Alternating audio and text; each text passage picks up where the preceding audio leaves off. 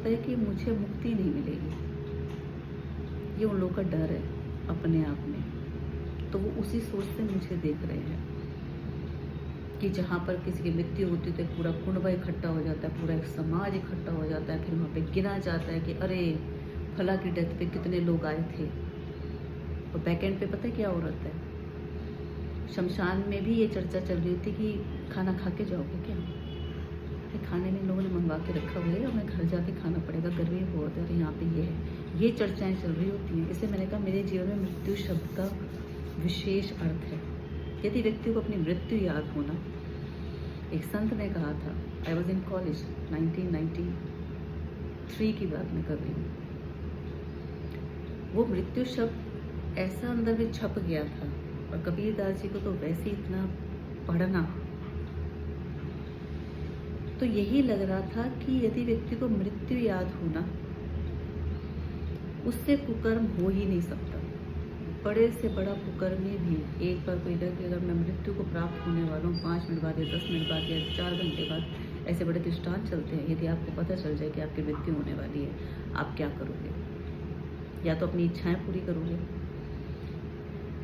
या फिर आप अपने भीतर झांक करके ये कोशिश करो कि हे परमात्मा, मुझसे जो भी भूल चूक हुई है मैं उसके लिए क्षमा याचना करता हूँ, और मुझे इस देह से जब आप मुक्त कर रहे हो तो मुझे अपने चरणों में स्थान दो। इसलिए कहते हैं मृत्यु याद हो। लेकिन मैंने तो मृत्यु इतने निकट से देखी है सबकी, उसकी भी बात मैं अब करूँगी। पहले मैं नहीं कर रही थी, लेकिन अब मैं करूँगी। तो इस वीडियो को आगे तक देखिए, और मैं कोशिश करूँगी कि गुरु पूर्णिमा तक मैं रोज़ एक वीडियो डालूँ। I try my level best to do that, कि ये मेरे गुरु को एक छोटी सी, मतलब एक छोटा सा अर्पण कह लीजिए। शब्द ही बहुत छोटा है, क्योंकि मेरे जीवन में गुरु का बड़ा महत्व है, बहुत महत्व है। यदि मुझे गुरु ना मिले होते, यदि मैं साहित्य से ना जुड़ी होती या मैं अध्यात्म से ना जुड़ी होती, तो जो जीवन में घटित हुआ है उन सब के चलते भी, उसी वातावरण में रहते हुए भी, स्क्रीन पर आकर के भी जो भी कार्य मैं कर पा रही हूँ वो मैं नहीं कर पाती। क्योंकि बाहर तो हर कोई अपने आप को कमज़ोरी दिखाने में लगा हुआ है, बाहर तो हर कोई अपने आप को दुखियारा ही दिखाने में लगा हुआ है, खासकर females. I am talking about the females. वो स्त्रियाँ जो सिंपैथी के नाम पर अपना घर तो बर्बाद करती ही करती हैं और दूसरों का भी करती हैं। यहाँ तक कि वो स्त्रियाँ अपने बच्चों का भी घर खराब कर देती हैं। और मैं आपको ऐसे ऐसे उदाहरण बताऊंगी जो हमारे आसपास ही हैं, जिनके जीवन में सब कुछ खो गया।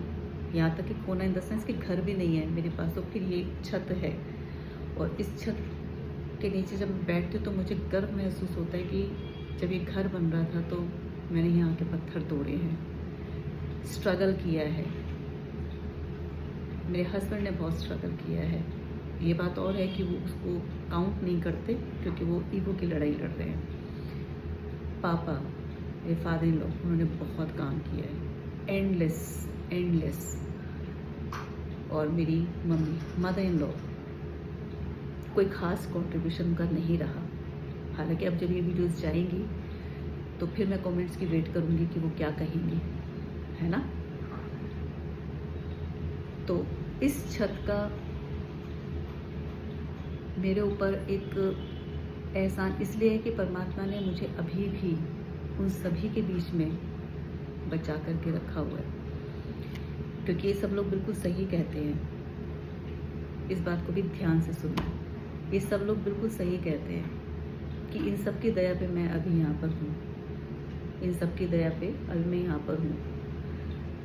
खासकर जो मेरी जेठानी मुझे बोलती कि तुझे तो पता नहीं तू जिंदा कैसे है, तू तो मर के ही जाएगी, जो भी है। मैं वो डायलॉग्स नहीं बोलना चाहती फिर से, बट उनके जो जेस्चर्स हैं बैक टू बैक, और बड़े सारे हैं सिंस 99, वो मेरे मस्तिष्क पे अब बिल्कुल छप गए हैं। क्योंकि उससे मुझे बड़ी हिम्मत मिलती है कि एक निखत व्यक्ति, एक ऐसा व्यक्ति जिसका अपना कोई कंट्रीब्यूशन ही नहीं है कहीं से कहीं तक, बल्कि सारी भीड़ कहती रहे, पर सबको पता है, जिसके अपने अंदर कोई डिग्निटी नहीं है, सेल्फ रिस्पेक्ट तो एक अलग ही बात हो गई। सेल्फ मीन्स इस आत्मा का एक सम्मान, फिर उसके साथ जुड़ता है आपके देह का सम्मान, जिसको अपनी देह के सम्मान की भी नहीं पड़ी है। तो वो अगर मुझे धमकियाँ देती है तो मैं ऐसे देखती हूँ कि जैसे कोई बच्चा उछल रहा है, जिसके बस का कुछ है नहीं, बस वो ज़्यादा से ज़्यादा क्या करेगा, वो चीज़ें बर्बाद करेगा या वो आपको नुकसान पहुँचाएगा। यानी कि मैं अपनी बात कर रही हूँ, वो इसके अलावा कुछ नहीं कर सकता, क्योंकि उसके भीतर में कुछ अच्छा है नहीं, तो उससे कुछ अच्छा होना नहीं है। फिर मैं कमेंट्स में वेट करूँगी कि लोग आके कहेंगे वो कितने अच्छे हैं, हमें पता है, तो उनके जैसे वो भी वही हैं। तो मृत्यु की बात भी हम करेंगे, और इस बात को करके मैं विराम दूंगी कि अपनी अच्छाइयों को भी आप लिखें। सामने वाले को इतना बड़ा मत बना दो कि आप अपनी अच्छाइयों का न देख पाओ, खासकर तब जब आप पूर्ण रूप से परमात्मा को समर्पित हो। आपके चित्त से, आपके व्यवहार से, आपके भाव से किसी को यदि नुकसान नहीं हो रहा और आपको इस चीज़ की चेत है, तो फिर आप अपने आप को ऊपर ही रखो, क्योंकि ये बड़ा मुश्किल होता है। और दूसरे के दर्द को देख करके उस दर्द को महसूस करना, ये बहुत बड़ी बात होती है। पर्पसली अब मैं बोल रही हूँ, मेरी जेठानी जी, मैं चाहती हूँ उन तक ये वीडियो पहुँचे। उनके जीवन में इतना कंट्रीब्यूशन है मेरा, सिर्फ इसलिए कि एक आत्मीयता का भाव, और उसने उस आत्मीयता के भाव को बैक टू बैक इतना तोड़ा है कि मुझे उन पर दया आती है कि उन्होंने कितने कुकर्मों को इकट्ठा कर लिया है अपने लिए, और वो इतनी बेहोशी में जी रही हैं कि उनको साथ में कोई चेता ही नहीं रहा कि तुम क्या कर रही हो। मुझे सच में बहुत दया आती है उनको देख करके।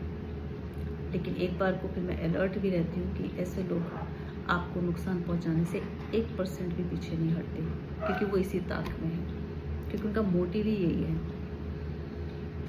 कि इसे कैसे हटाया जाए, यानी कि मैं कैसे हटाया जाए, कैसे घर से बाहर निकाला जाए। गत 16-17 सालों से तो यही चल रहा है, and I am still here.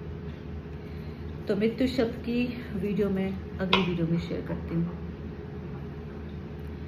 बताती हूँ कि शव के साथ कैसे बैठा जाता है, शव के साथ कैसे सफर तय किया जाता है, और उस शव के साथ कैसे आपका संकल्प और पक्का होता जाता है।